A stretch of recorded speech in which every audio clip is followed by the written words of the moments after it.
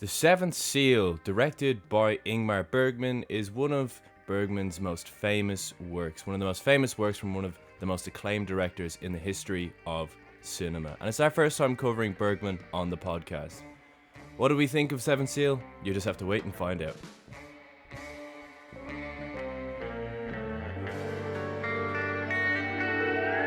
Hello everybody and welcome back to the Golden Hour Film Podcast. Yes, it is our first Euros film. Our four semi-finalists are soon to be crowned as of recording this. So far we know we will be covering The Seventh Seal, obviously today. Next week is Puccin, up the Irish. And the following week is Bicycle Thieves. The week after that, we still don't know. Is it going to be Le Samurai? Is it going to be the cabinet of Dr. Caligari? We don't know. And by we, I of course am referring to myself and my co-host, not guest host, Shane Mulvaney. Hi everyone. Shane, how are you? Yeah, I'm pretty good. Pretty tired, but we'll crack on. I'll get on. I'll be honest. Shane, have you watched anything good recently? So, I watched Michael Mann's The Insider last night. Really good. Hadn't seen it before. One of the few Mann films I hadn't seen. I saw The Long Goodbye, Robert Altman's The Long Goodbye there last week as well. I saw Richard Linklater's Hitman. And other than that, I've kind of just been watching the European Championships. So, of course. Rooting against whoever England are playing, of course. Yeah, I watched a few great films recently. I watched Close Up, the Iranian film from 1990. Absolutely incredible. Probably no other film in history like it, how it mixes documentary and reality. It's amazing. I'm now 3 Pirates of the Caribbean deep. We're on our 3rd one. It was good. It's 3 good ones in a row. Hopefully the quality of the series doesn't fall off a cliff like everybody seems to tell me it does. And I watched Anatomy of a Murder actually for the first time. Again, so good. Up there for all-time courtroom screenplays ever. It's incredible. Amazing. I've never seen a Pirates of the Caribbean film, would you believe? None of them? Never. Just, I don't know why. Just, it's not that I wouldn't watch them, it's just I've never seen them for some reason. First 3 are straight bangers. And then from what I've been told, the 4th and 5th are both very bad. But the first 3 are all class. I'll check them out. Definitely at some stage I'll check them out. Also, of course, if you guys want to support the podcast in any way, shape, or form, please feel free to like this video, share this with people who you know. Go ahead over to our Instagram, follow our Instagram, like our posts, get involved in all the polls and stuff that we do over there. If you're listening on Spotify, why not give us a 5-star review? If you're listening on Spotify or wherever, why not go over to the YouTube and give the videos a watch? Vice versa as well. If you're watching us on YouTube, feel free to stick us on Spotify as well in the background, you know. Really give us a bit of a dig out there. We really appreciate all the support that we've gotten. And yeah, we've been growing pretty damn good in the last month, so I'd love to keep that going. Yeah. The support in the last few weeks has been really good. So thanks very much to everyone. And if you know anyone who you think might be interested in it or is interested in all films, do get them a recommendation. And yes, The Seventh Seal. It's our first Euros film we are covering. A little bit about the film. It's directed by Ingmar Bergman, who, if you haven't heard of him, he is one of the most acclaimed directors in the history of film. He's a Swedish director. I've seen a handful of his films prior to The Seventh Seal. This is my first time seeing this. I've seen Persona, I've seen Wild Strawberries, I've seen Autumn Sonata, and I don't know, but I think this could be my second favorite. I reckon it's number 2 on my Bergman ranking. Maybe number 1. I'm not sure. It's an amazing film. Shane, how did you feel about knowing that we were going to be covering The Seventh Seal this week, and what did you know about it prior to this recording and prior to watching it? Well, I was excited for it because I hadn't seen I popped my Ingmar Bergman cherry as it were to this film. Hadn't seen any Ingmar Bergman, but I obviously knew his reputation as one of the kind of most acclaimed filmmakers in cinema history, as you said. I knew it was one of his most acclaimed, and the whole premise of the film about a guy kind of having a literal chess match with death is like, it just pops off the screen. It's been kind of copied and lampooned in several kind of bad comedies, if you want to call them that. But like, the actual idea itself is so clever. So yeah, instantly I knew I would like it, and spoiler alert, yeah, I did really like it. Yeah, it's one of his more fantastical films, definitely. It is an adaptation of his own play. Yes, he was a playwright as well as a film director, and he had this play, The Wooden Painting, or Wood Painting. Wood Painting, sorry, Wood Painting. This is an adaptation of Wood Painting, his play. It is famous for a lot of things. It's famous for, as Shane said, the chess match with death. It's famous for Max von Sydow, who would obviously go on to be one of the most famous European actors of the 20th century. The three-eyed raven from Game of Thrones. Yeah, exactly. He's a very distinguishable long face. Yeah. It had a budget of about $150,000, but when you've got Ingmar Bergman and his cast of incredible crew, that doesn't matter. They can make magic with any budget. The film was received quite well in Sweden, particularly for its cinematography, although Bergman himself actually caught a bit of flack because the Swedes didn't think that his writing skills were all there.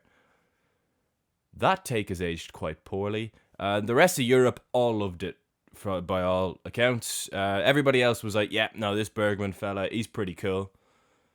Let's see what else he has to offer. And offer he did. Yeah, just jumping on that. So the film won the Jury Special Prize Award at Cannes in 1957, and it was also nominated for the Palme d'Or.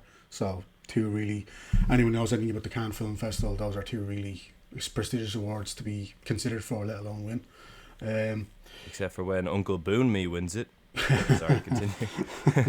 It was, film. if you're kind of internet lists of greatest films of all time, if that's kind of something you keep up with, it was included among the 1001 movies you must see before you die list. And it's also on Roger Ebert's great movies list.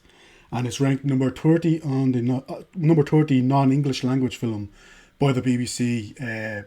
They polled some critics in 2018, and it's number 30 non-English language film on that list, so really, really high, considering obviously how many non-English language films there have ever been made. And yeah, apparently Bergman began writing the screenplay while he was in Stockholm, a hospital in Stockholm, recovering from a stomach issue, and he actually credits the film itself with helping him overcome his crippling fear of death, which, yeah, that's quite that's quite bollocks, I can't say the word.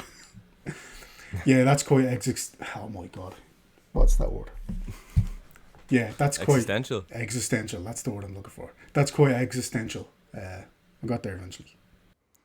Yeah. As far as the Seventh Seal goes, still to this day, it's incredibly highly regarded. It's up there on Letterboxd. It's up there on IMDb. Funnily enough, here's a look behind the curtain for the podcast. So just to kind of keep myself up to date, ironically with older films, I have myself a little checklist here of the most searched films on Letterboxd for the 40s, from the 10s to the 60s, and I check off everyone that I've watched. And I did this at the start of the year, and at the start of the year, The Seventh Seal was the 5th most watched or most popular film on Letterboxd from the 50s. For a non-English language film, that's huge. Like that alone says a lot about the film. It's obviously the highest non-English language film of the 50s when it comes to searches and people logging it and stuff. It's got a very big fan base because, again, it's depiction of death, the questions it asks, the existentialism, the questions about religion, the questions about life and what is life, the question about art and what does art show us. All of this fairly typical Ingmar Bergman stuff. The religion doesn't get brought up in all of his films, but a lot of his films are quite existential, I feel, or at least the ones that I've seen anyway. And yeah, this is definitely one of his most interesting ways of tackling these questions because, yeah, we do have a literal chess game with death. It's amazing. The film's also shot by the incredible Gunnar Fisher. He did some ridiculously good cinematography. Shane, will you give us a very short, very sweet, and spoiler-free review of this film? Do you think people should watch this film, Shane? Absolutely, they should. Whether you're a Bergman fan or not, whether you're kind of interested in Bergman films or not, like I said, this is my first time watching an Ingmar Bergman film. Um, Anything you would any kind of lofty ideas you would have about is there a God? Is there an afterlife? Those kind of questions that pop up in this. He deals with them in like a very humorous way, but also a very kind of dark and macabre way. Um, exactly what I kind of expected, not going in from the little I had read about it. Yeah, just I was gripped pretty much the whole way along. There's one or two little nitpicks we can get into in the spoiler portion of the podcast, but yeah, I have one or two little nitpicks, but that's on me. I mean, really, if I'm who the hell am I to questioning Ingmar Bergman, really? But yeah, it's just a really good, like I said, it's a really good depiction of existentialism and that kind of question of is there an afterlife and what lies beyond kind of the physical world, if you want to call it that. So really interesting, deep questions, and yeah, I was bet into it really.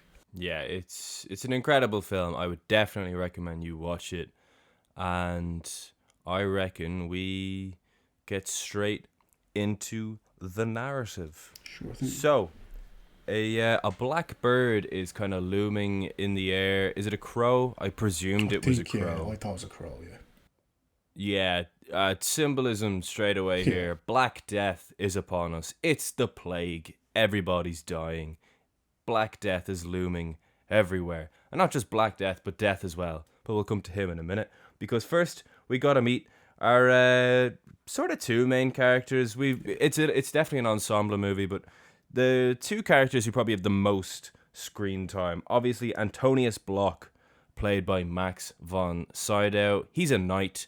They've just come back from the Crusades, and when I say they, I am also referring to, I believe it's pronounced Jöns. Yeah, I thought it was Jöns. Who is Jöns, who's played by Gunnar Bjornstrand. He is his squire. The two of them came back from the Crusades, about 10 years worth of crusading. They have landed on the beach. They are on their horses. They are knackered, and they are not alone on the beach. We do see when Block falls to his knees, he starts to pray, which is interesting. Because then, as he's praying, we also see a shot, because Bergman is so good at these things, we kind of pull the camera away and the chessboard is revealed. Yeah. Why is the chessboard revealed? Well, because death is on the beach. Big old death. Just a dude in a black cloak with a white face.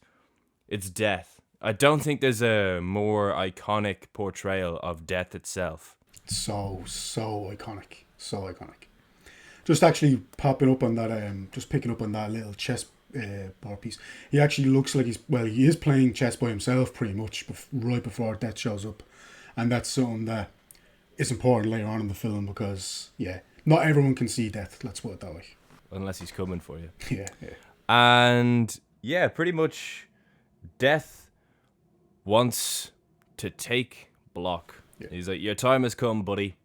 And Block is like, all right, well, hang on a second. I'm not quite done with life. I fancy you in a game of chess. Death is like, well, what on earth do you win? And Block is like, it's kind of obvious, mate. I'm playing you in a game of chess because I don't want you to fucking take me. Please don't take me, Death. But no, Antonius Block is a man of many questions and very few answers. And Death, which we will find out throughout the film, is a pretty good source for answers, actually. So, yeah, they agree to have a chess match. And pretty much as long as von Sydow's character can win this game of chess, he can beat Death, both in chess and in real life. Whereas if Death wins, he's dead. And yeah, kind of for people who maybe just know about the chess match, quite interestingly, as soon as they agree to play chess, we don't see the chess game anymore. Yeah, yeah, straight away it Because cuts away. the whole film is the chess game, which is way cooler. At first, I was like, oh, really? But then I realized, no, that is way cooler. The entire film is the game of chess. Yeah, the game of chess intermittently pops up, so they'll play a little bit, then regular life will resume, and then they'll come back to it, and then regular life will resume. But it's all in service of why does Antonius want to stave off death? And we find out why along the course of the film. There's a reason why, obviously, I mean, no one wants to die, but he has certain things he wants to accomplish. Let's put it that way. And yeah, after we cut away from the game of chess, Block and Jöns ride away from the beach. Jöns kind of fills us in on the horrors that they have come back to from their crusades. The Black Plague is killing everyone. He's telling us of these horror stories he's heard of, and he's trying to make light of it. He tries to make light of most situations, does Jöns. He's definitely a very whimsical character. He's one of the best written characters in the film, I think. He's got some great lines in there. Yeah, some cracking And I feel like him and Block's relationship is a very interesting human relationship. Basically about two people who together are coming to terms with what is the purpose of life and why have so many bad things happened to them. You know, like doing 10 years of crusading for pretty much nothing. Yeah, Antonius is pretty much his boss, Jens. Yet it's more of a friendship, really, certainly for most of the film, I would say. Yeah, it's kind of depicted as more like they've been through a lot of battles and a lot of wars together, and yeah, it's not really a employer-employee relationship, if you want to call it that. Yeah, and as they're riding along, Jöns spots a man and they want to know where to find the local inn. So he goes up to ask the man where the inn is, and the guy's super dead. Very much has been claimed by the plague. He's got no eyes. His mouth is all like inside of itself. His skin's dried out. He basically looks like a skull in a robe. Black Death is everywhere. It is everywhere at the moment. And these guys, whilst von Sydow's character knows he has to literally try and cheat death, in the meantime, Jöns is obviously quite oblivious to this. He also, like all the other characters, are just trying to avoid this horrendous plague, which is taking out basically everyone they know. Then we cut to a group of players, a local acting troupe who are traveling around, and the film kind of intercuts between their story and Jöns and Antonius' story until they inevitably do cross paths. So these three in the troupe are Mia, Joff. They also have a child who is called Mikhail, isn't it? Mikhail, yeah. Yeah. And yeah, Mikhail. And then there's a third member of the troupe who's the manager of the troupe called Scat. And pretty much Yoff, the man who is with Mia, claims that he gets all these visions, these religious visions. He's a bit of a comical character. As far as all the characters in the film go, he's probably the most comical character. Definitely. So it's not that unreasonable that his own wife just kind of plays off these visions he has as just a joke of his. He comes out of the tent and he sees the Virgin Mary showing a small child how to walk, and he just thinks it's the most amazing thing ever, and then he gets all teary-eyed, so he wipes his eyes and they're gone. But he still tells me about this vision, and she's like, oh, you and your visions, remember that time where you told everybody that you saw the devil in person? Yeah, that wasn't very funny of you. And he's like, well, no, I do see these things. And me is like, ha, ha, ha. Oh, Joff. Lots of people making the connection between Joff and Mia, and obviously the Virgin Mary and Joseph, because obviously they have a baby, but also, those kind of divine interventions and those visions, if you want to call them that. Yeah, a lot of people kind of making those. They're obviously also religious people, so the film's is about religion and what's in the afterlife and stuff like that. So a lot of people making those connections. And basically, these guys, their play, ironically, is actually about death as well. So the three of them are going around towns, and Scat keeps saying, "Oh, these people don't appreciate art. They don't appreciate what we're doing. They think we're all a joke. But I am the manager of this troupe." He says that a lot. "I am the manager of this troupe, and we'll persevere." So they make sure that they're going to go to this next town, and this is going to be the one where everything goes according to plan. And yeah, meanwhile, the Black Plague is still very much looming overhead. And Jöns and Antonius Block, they are just traveling, so they just encounter people quite a lot. You'll hear me say they encounter. So Jöns encounters this man who's painting a mural of the Dance of Death, and they have a very interesting question about faith. And Jöns is like, "Why would you paint something like that in a chapel? Like, things are already pretty dire, mate. You don't need to be scaring them with that sort of stuff." And the guy's like, "Well, sometimes people actually do need to be scared. Yeah. Not everything in life is very happy." And this is a pretty realistic reminder of, death is coming for all of us. Yeah, the painter believes Just that... a little bit faster. Yeah, the painter believes that the plague is a punishment from God. So again, you're bringing in these religious questions of, is God trying to punish everyone with the plague? Is he not? Is this divine intervention? Is it not? Those kind of things. So it's constantly hitting you over the head with these religious, or maybe they're not religious themes and topics. So yeah, it's making you kind of question yourself as well. Where do you stand on these issues? And there's a really good line in this conversation where one of them says, "One has to make a living until the plague gets you." Yeah.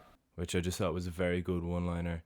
We have a lot of these deep questions. Also, there's church bells. Sorry, like the church bells are just like very eerie and very, very creepy, kind of just chiming every few seconds over this conversation as well. Just very atmospheric. So obviously, good choice by Bergman really to up the stakes and up the ante as well at this point.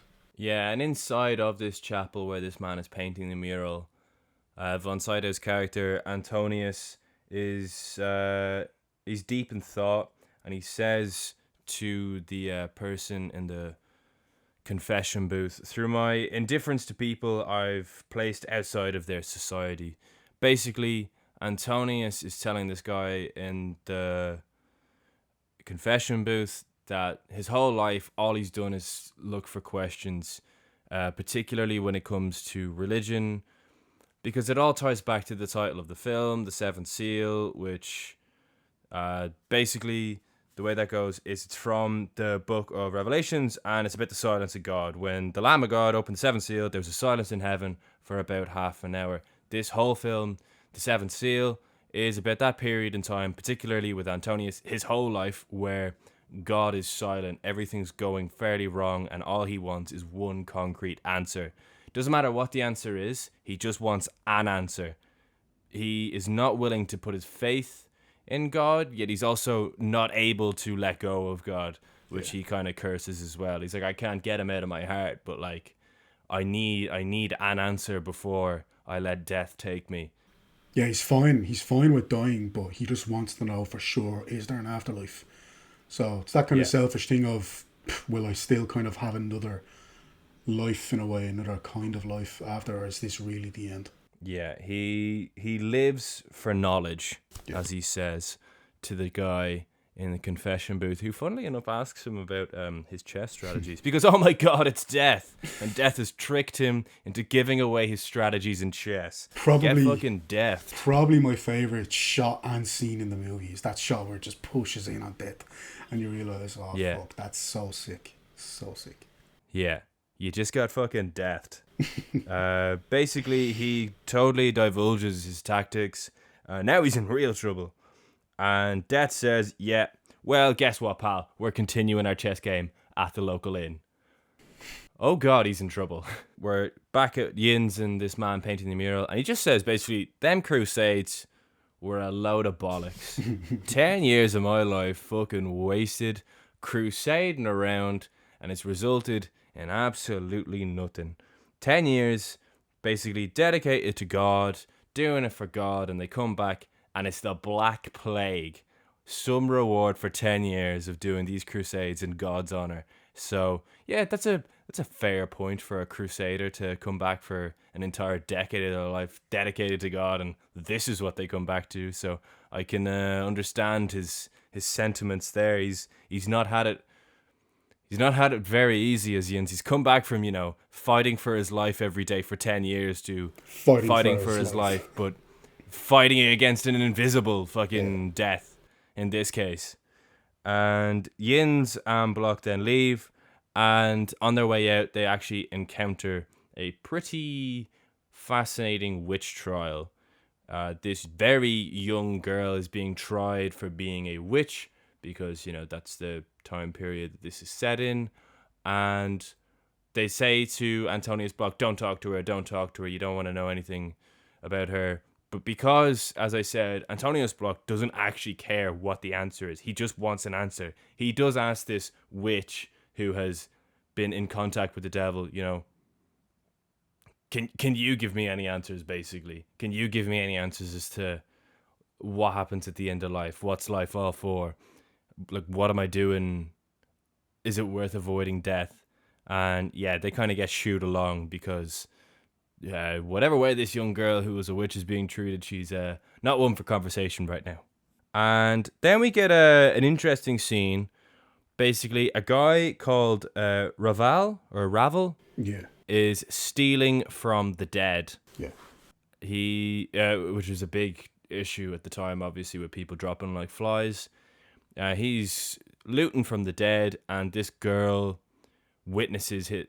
And he gets up and he is ready to probably sexually assault and then murder her in this barn. He says, don't bother screaming. Nobody will hear your screams, not even God. So, yeah, he's a villain. And luckily, Jöns steps in. And not only is it lucky that Jöns steps in, but funnily enough, Jöns actually knows this guy because this guy was pretty integral to Jöns being sent off on the Crusades. So place. Not only is Jöns here to defend this woman, he's also here to get a bit of payback. Yeah. But he does it in a pretty cool way because he holds him down and he pulls out his blade and he just says, the next time I see you, I will leave a mark on your face like we do to all the little... Is it all the little thieves? Yeah, I think so, yeah. Yeah. And he lets him run off. Pretty badass there from Jöns. Not really, because straight after then Jöns, it's a crazy. He basically tells her that, like, he basically confesses to committing a bunch of rapes in the past. I mean, that's pretty much what happens. Yeah. And he says that, like, he's lucky. That. He tells her that he's saved her from rape and he could rape her, but instead he basically forces her to become his housekeeper. So commits her to a life of indentured servitude. Really, it's mad. Yeah, it's an interesting one because Bergman still tries to do it in a comical way. Yeah. He's like, I am married though, but here's hoping she's dead. It's a peculiar scene. I mean, within the context of the times and stuff, that being like back during the Black Plague. Yeah, that's true. I suppose the historical accuracy is probably up there. I think it's probably quite historically accurate. Yeah. That being said, does it make it any easier to watch? No. No, Jöns is probably the most likable character up to this point. Certainly the one that I would like. You're kind of up to this point before this scene. He'd be the guy you'd most likely go and have a point with. But like after this, you're like, screw that guy. Fuck that. But as well, like even after this scene as well, from after the scene to the end, he's probably also still the most likable character in the film. It's this one scene. It's crazy. It's this one scene where Bergman just had to be real historically accurate. Yeah. But yeah, he basically says, I actually was only coming over here to fill up my water bottle anyway. You're just lucky I was here.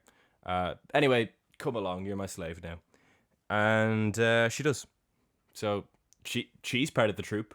Then we have the play. Yes, the three actors have their play, and it's a bit of a disaster. Yeah. Because, as Scat kind of alluded to prior, the people in these towns don't appreciate their plays, which, you know, is it's a bit of Bergman being like, oh, you know, people don't regard cinema as high art in the same way as, say, the murals in the chapel earlier. Everybody regards them, but when it comes to plays, like, entertainment isn't art.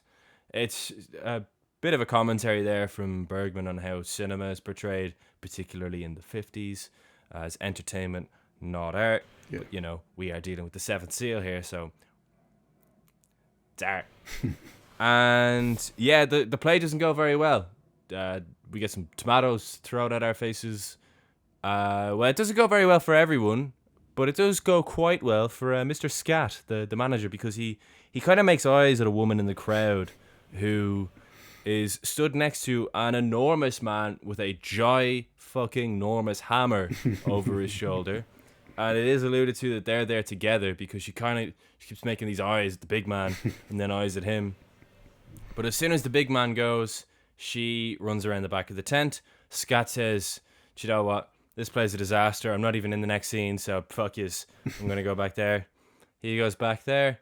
And Scat and this woman, whose name we find out later is Lisa, Scat and Lisa disappear into the forest together.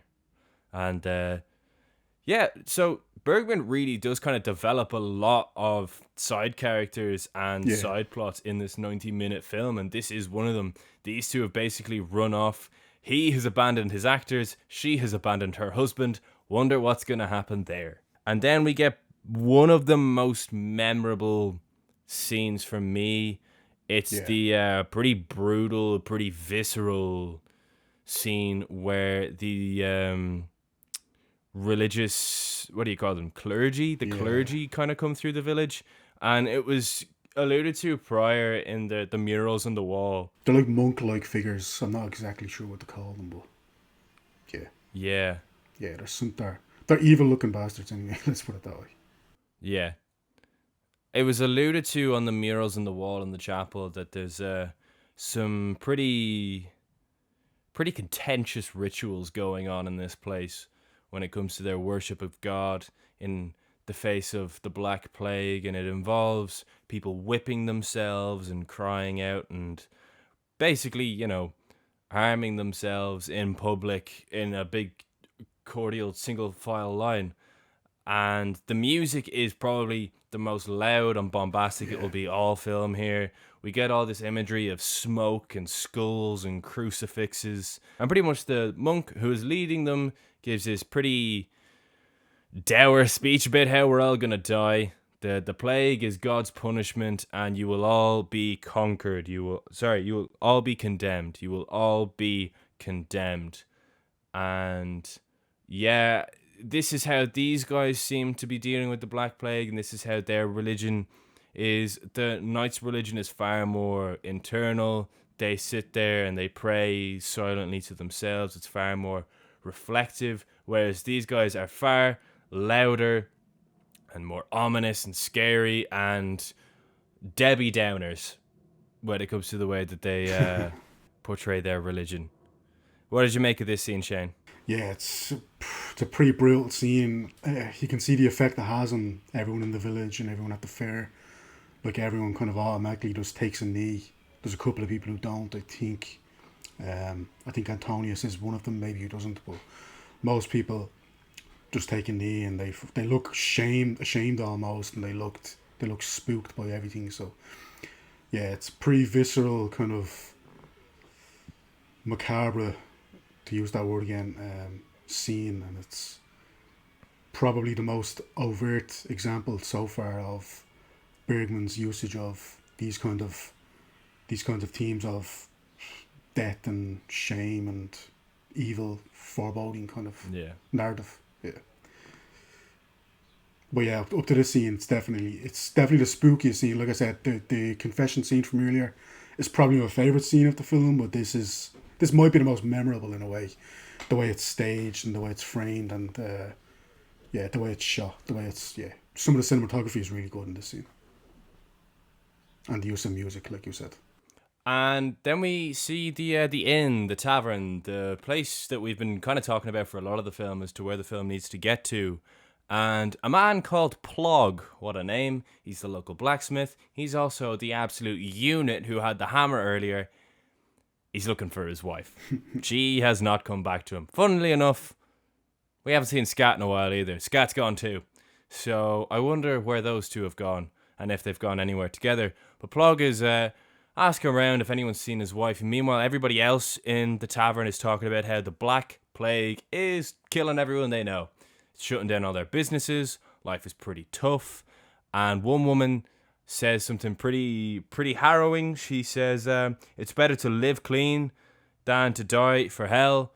Because basically, a lot of people who have this Black Plague are spreading it and they are getting resentment from all the people who don't have it. So they're saying, if you think you have the Black Plague, kill yourself and set yourself on fire. Make it stop there. Just do that little old thing, will you? And this pretty dark chat that's going on in the tavern is intercut because Plug is asking Joff, the actor from earlier, the more comical actor, have you seen my wife? And he's like, no, I haven't seen her. And he was like, I think she's run off with one of the local actors. And Joff was like, oh God, that's terrible. An actor of all people. She's terrible taste. She's terrible taste. And Plug is like, no, seriously, I just need to find her. I think I'll kill that actor whenever I find him. And Ravel, the guy from earlier, the thief who steals from the dead, he gets involved because, if he wasn't unlikable enough, he says, this guy's an actor. He's playing stupid. He knows the guy who's gone off with your wife, but they've probably gone already. So instead, why don't you just kill this guy? I'll help you. He's just a bit of a sick bastard, is our Ravel. Hopefully karma comes and gets him later on in the film in a pretty violent and visceral way. But anyway, he says, this guy is an actor. I reckon we kill him. But first, we'll make a show of him. So the whole tavern goes quiet as Ravel points a knife at him, and he says, if you are an actor, dance for me. And then he sets fire and puts it on the table, and he makes him dance then on the fire on the table to a point where he literally collapses. He's that stressed and worried that he's going to die.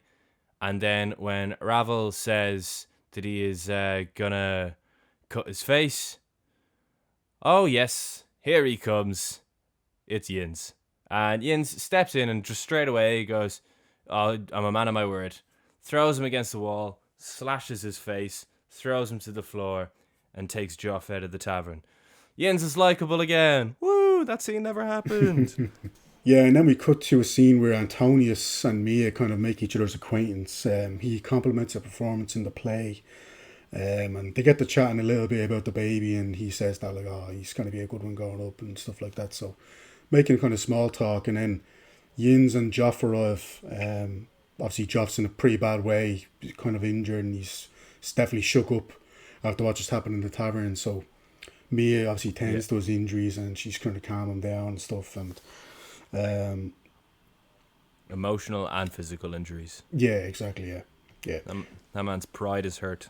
Yeah, so Antonius then kind of, obviously him and Jöns are going to be obviously continuing their journey wherever the hell they're going. So he just offers Joff and Mia and the baby, listen, if you want to tag along, listen, come, like, the more the merrier. Obviously Jöns already has his slave, if you want, his housekeeper slash slave. Good for them. So she's already going to be tagging along. She's there too. So they kind of, they're happy to take them up on the offer because they need to get out of there anyway. So they start to go, and Joff starts to play some music, and he's telling everyone the story of his wife, and he vows to remember this moment of happiness. So yeah, for the time being, at least it looks like everything's looking up for the gang, and the gang is like, they're starting to slowly build in numbers as well. You can start to see the troop kind of is this what Antonius wants? Does he want to like have one last moment of kind of helping people out before death takes him? That's something that we're maybe left with at the end of this. Certainly, I was kind of thinking, is this kind of what he wants?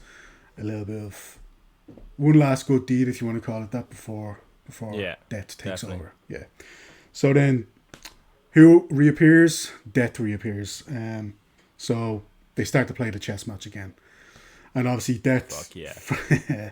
So we resume the literal chess match for Antonius's life, and obviously death from earlier in the film. Now he knows Antonius's game plan, so he takes his knight. But Antonius kind of just at this point seems amused, almost like he's not as stressed out about the whole situation as he was earlier. So he just seems to be enjoying the game in a way. It's almost like he's had an epiphany in a way. So Death starts to taunt Antonius by mentioning Joff, Mia and the child. So all of a sudden then a bell starts to ring in Antonius's mind. Like, is this Death trying to kill them, or is he trying to threaten them to get to me? Is he going to do something to them in a way to screw me over, to fuck me over? So yeah, there's a real swell in the music there as well. Yeah. Whenever he says, "Oh, you're traveling with those two and their child," it's like, oh, Death, really? Come on, Death. What else was to expect from Death, though, in fairness? He's just living up to his name. I thought he'd sound.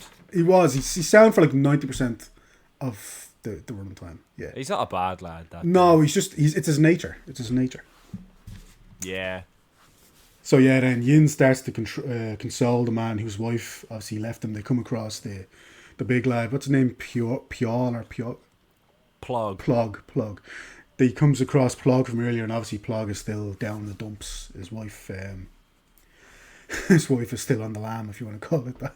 So, so Plug joins Jins and the gang. So again, he apologizes. Go on, yeah. We get one of Yin's best one-liners as well. He just says, "Love is the blackest of all plagues." Yeah. That's a pretty good look. That's a pretty good one-liner. If that was the name of like a ballad back then, that's charting. Yeah, 100%. UK top 40 at least. So obviously, he apologized to Yins for what happened in the tavern, and what went on there. So another member of the gang is added on. So he joins the gang. They're slowly building up, as we say, and all of a sudden, though, Plug spots his wife and a man in, it's clearly a fake beard.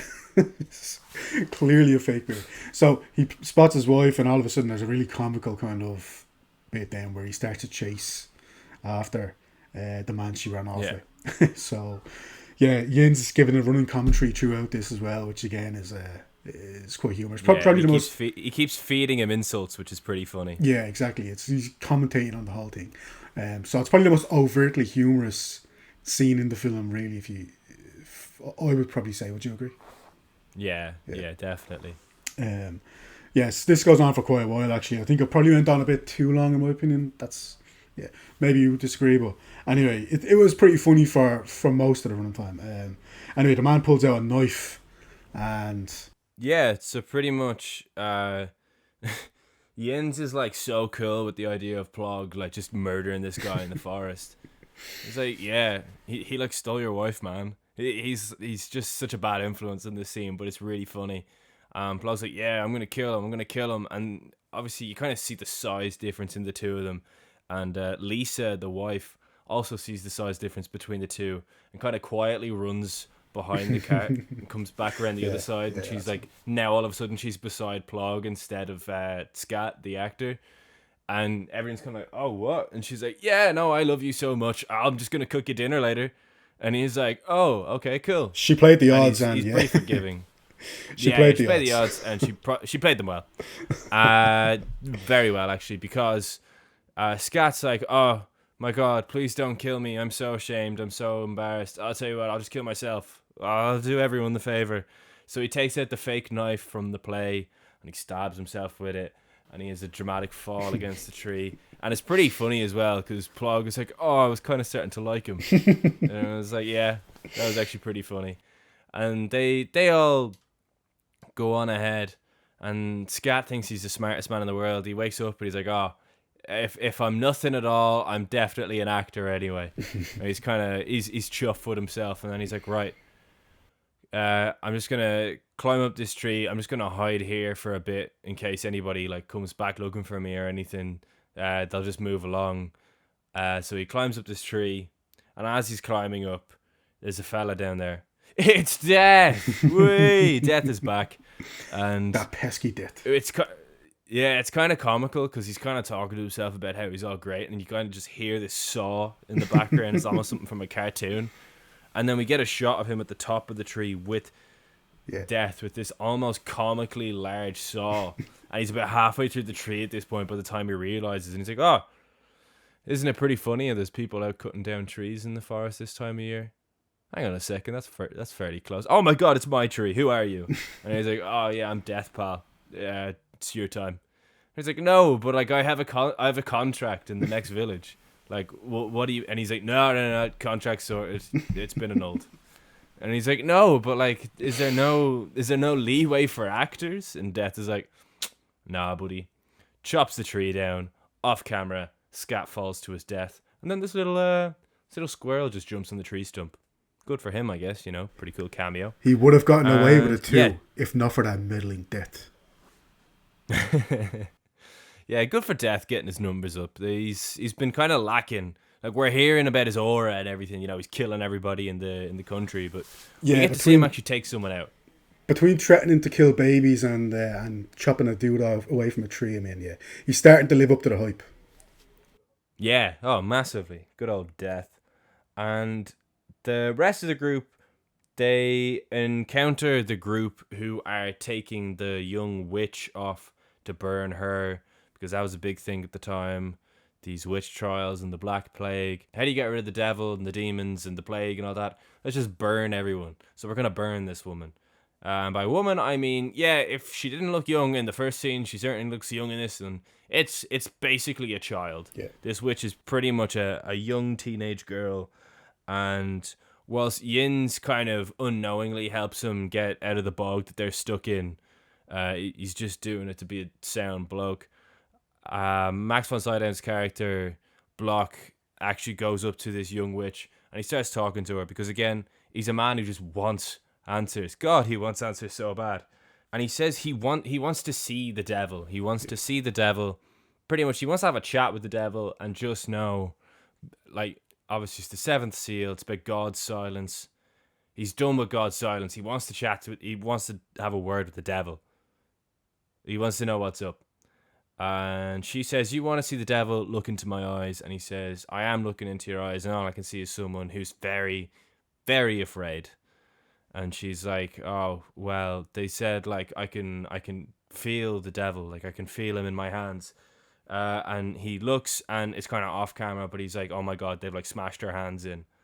And he goes to ask the monk who's driving the cart, oh, how could you do this to a young girl? How could you like smash her hands in? And the monk turns around. He's like, hey, it's Death. It's not a monk. It's Death. He's back. And Death is like still looking for answers, buddy. Pretty much we're kind of getting to the idea that, maybe Death is the answer. Maybe he's not a guy who has answers. Maybe you find out these answers in Death. Quite literally. I mean, if you die, you find out pretty quick if there is an afterlife or not. So yeah.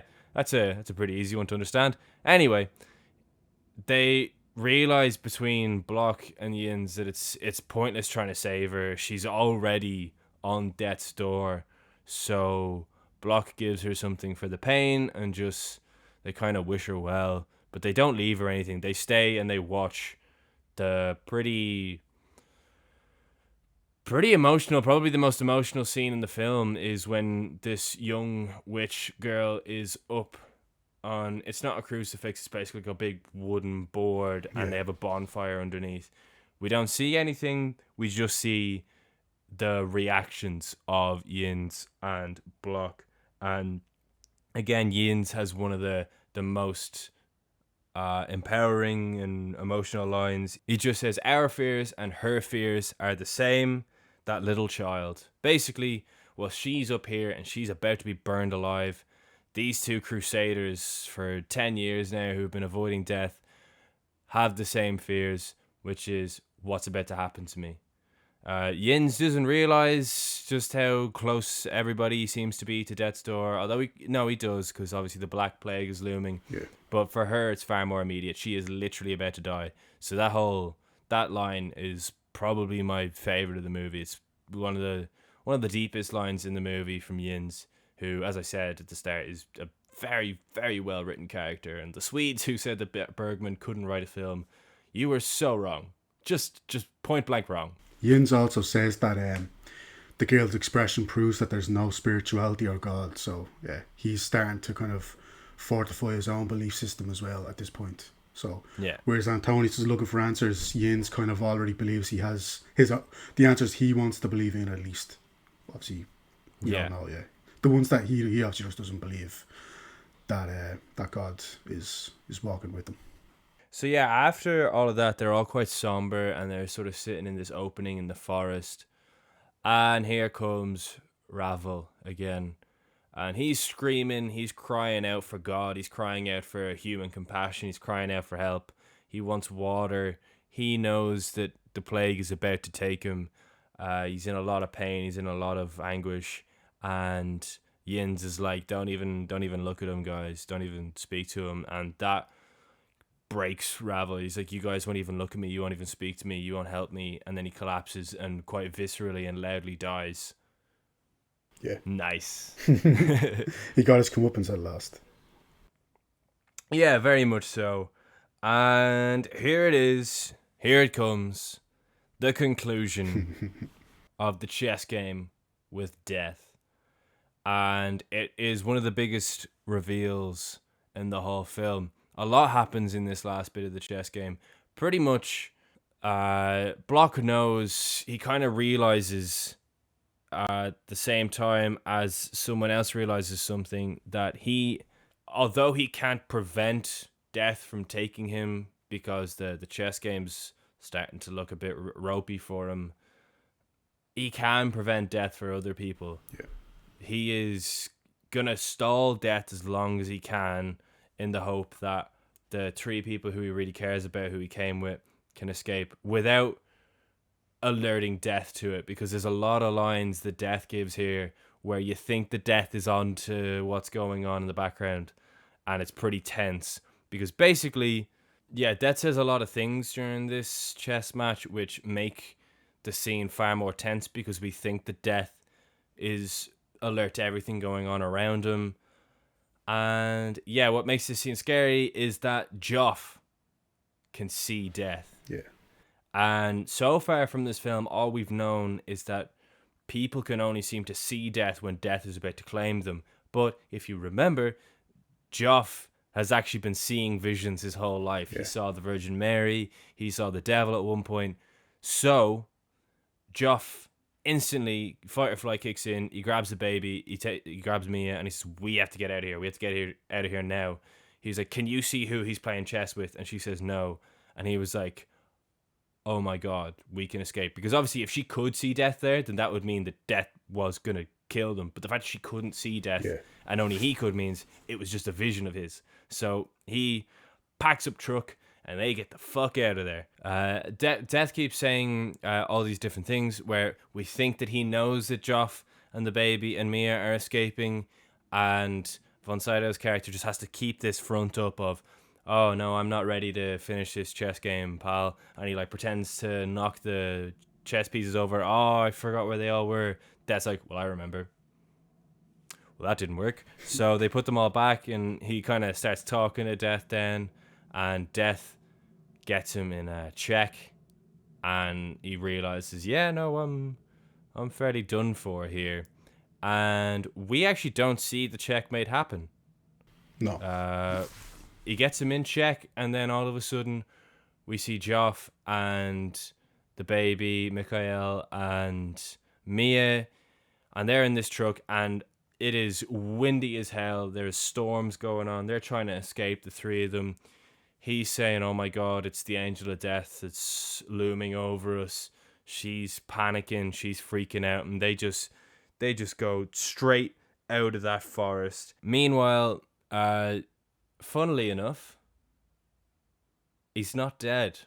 No. Block is walking up this hill, and he's walking up there with Jöns and Plog, the blacksmith, and Jöns' slave wife, and Plog's wife Lisa. They're going up this hill because they get to his castle, pretty much. Yeah, he's a knight. Knights live in castles. His castle. He's got a big gaff. And they go inside, and he sees his wife, who he was talking about earlier, who he said he hadn't seen since the Crusades. He wasn't even sure if he'd recognize her. They had so many amazing knights in their house, and they were so full of life. And they're actually kind of worried that they both won't recognize each other, but they do, obviously. He just says he's very tired. She says that's okay. He says, I have my friends with me. She's like, okay, no problem. I'll prepare a meal. Little do they know, it's their last supper. Religion fucking connotations, because they have this chat over breakfast, and then they hear knocking at the door. Death is knocking at their door. Jöns goes down to check who it is, and he says, I didn't see anyone. Jens's housekeeper woman, she just can't get her eyes away from the door. Her eyes are fixated on the door, whilst the wife of Block is quoting the scriptures, the Book of Revelations, the seventh seal line, and she gets cut off because there's a man in the corner. It's death. And all of a sudden, everybody kind of in unison rises, and they can all see death, which only means one thing. He lost that game of chess. And yeah, it's a pretty hefty scene, Shane. What do you think? Yeah, it's kind of the moment we've been building up to for the whole film. I think Antonius, coming back to this to the end of the game, he obviously knows what's coming, and at that point, he just wants to let as many people kind of escape as possible. So you can see him kind of stalling, and yeah, I think at this point, with them, when Death does end up arriving at his door, when Death literally knocks at his door and reveals himself, he's kind of ready at this point. He prays to God for mercy, but I think he knows deep down, obviously, that the jig is up, the game is up. Mm-hmm. It's a hefty scene. It's a heavy scene. A lot of religious kind of imagery and overtones as well. Yeah, and we literally get the line, "It is finished," and that's the last we see of any of those characters. We just go back to the sea where we were at the beginning of the film, and there's been a lot of talk about this.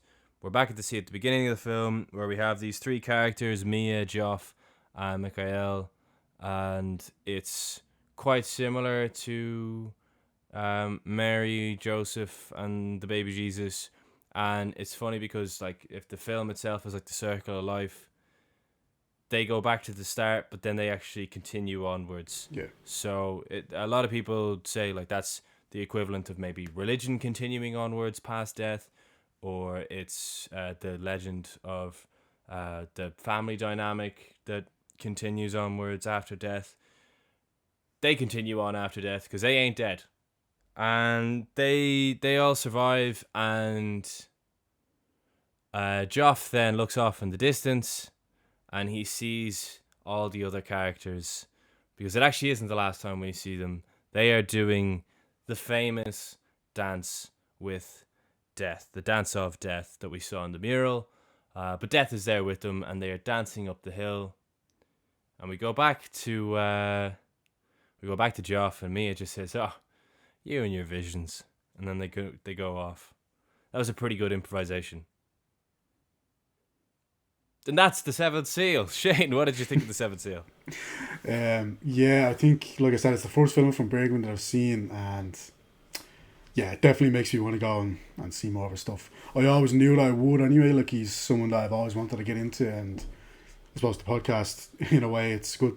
It kind of justifies us doing this thing because it's given me a reason to kind of get into a Bergman film, and now I'm definitely gonna keep tackling more of them because, yeah, I could see why he has the reputation he has. Some of his imagery, some of his themes that he deals with. Other people do deal with them, but this is yeah, it's really striking, some of the imagery and themes that he delves into, and you can see where he stands on certain issues, and you can see where he almost has some confusion and some questions, and a bit like Antonius Block. In a way, it's almost, you can probably say, semi autobiographical. Some of the questions that he's delving into here about the afterlife and about death and about what's beyond life. Yeah, I think you can definitely identify with a lot of the questions that the film deals with and tackles, and it's really, yeah, it's really memorable film. I gave it 4 stars, but if and when I rewatch it, I can definitely see myself going higher than that, because there were one or two little things that I nitpicked just because I was a bit thrown by them. But I think if I knew what to expect and I knew the flow of the film and what I was trying to achieve, I think I'd appreciate this stuff even more. So, it was a really memorable film. Yeah, as I said from the top, it's my fourth Bergman film. It is, yeah, I don't know. As an actual film, as cinema itself, I think it might be my favorite of Bergman's films. I think personally, Wild Strawberries made me feel I was far more like emotional watching that film, and particularly films like Wild Strawberries that make you feel that way. Icaru is another one by Akira Kurosawa, where you come out of a film and it kind of shapes your mood literally for the next month. Like whatever about a film preying on your mind for the next couple of days. Like them sort of films where like you just can't shake them. They're special. So I think for that reason, I would say that personally I prefer Wild Strawberries. But as a film, I think this might be Bergman's best that I've seen. It is so interesting how he tackles things. He tackles them in such a unique way. As I said and Shane said many times, there is a literal motherfucking chess game with death. Like come on. You ain't seeing that anywhere else other than Bergman. It's incredible. The characters are very well written, and I like the development of all the characters. It's kind of interesting how these questions about life and faith and humanity and the afterlife are all kind of revolving around a totally different cast of characters. They're all so different to each other. Thoroughly enjoyed this. I would recommend it to absolutely anyone. I gave it 5 stars. My first 5-star film of the podcast. It is one of the best European films I've seen. One of the best films of the 50s. I think I'm right in saying he released this and Wild Strawberries in the same year, I think so. which is absolutely insane. I don't think a director has probably ever achieved a greater year than that. Yeah, it's one of the best. It's one of the best Bergman films at the very least. It's a film can't I can't tell you enough how much you should see it if you like film, if you like films that make you question life and art and religion and all those all those little old topics. I think it's uh yeah, it's incredible. It's an absolute masterpiece. It's thankfully it's a classic where when you watch it you like it's not every film is for everyone, but I feel like it's safe to say that most people who will watch The Seventh Seal will get something out of it. Even if it's just the It's imagery, some of the imagery, especially in the chess yeah, matches and in the more kind of religious elements, they're really striking. So even if nothing else is, even if the humor doesn't hit for you, even if some of the performances don't hit, I think I'm going to get something. Yeah, you're right. yeah. I think as well, if you've never seen a Bergman film before, it's a pretty good Bergman film to start with. It's by no means his most accessible film, even that I've seen, but I definitely think that it's 100% worth a watch, even if it's your first Bergman film, your 10th Bergman film, whatever. It's absolutely worth a watch. And that was The Seventh Seal. Thank you so much. Next week we have a totally different change in gears. We are going from a absolute classic from the 50s from a Swedish director to a film from the late 70s. Yes, it is by far the most recent film that we will have covered on the podcast and probably will cover for Yeah. a very long time. It is Puccin Bob Quinn's Puccin, which by all accounts most people seem to call the first ever film off Scaelga, or the first feature film anyway in Irish. And yeah, that'll be an interesting one, so feel free to watch Puccin. It's like an hour long. Yeah, it's not as very well long. So yeah, it's an hour long if anything, so give it a watch and we'll see you all next week. Thank you so much for all your support, and yeah, that's been the Golden Hour Film Podcast, and I've been Harry Bailey. I've been Shane Maloney. And we'll see you next week. Thank you very much.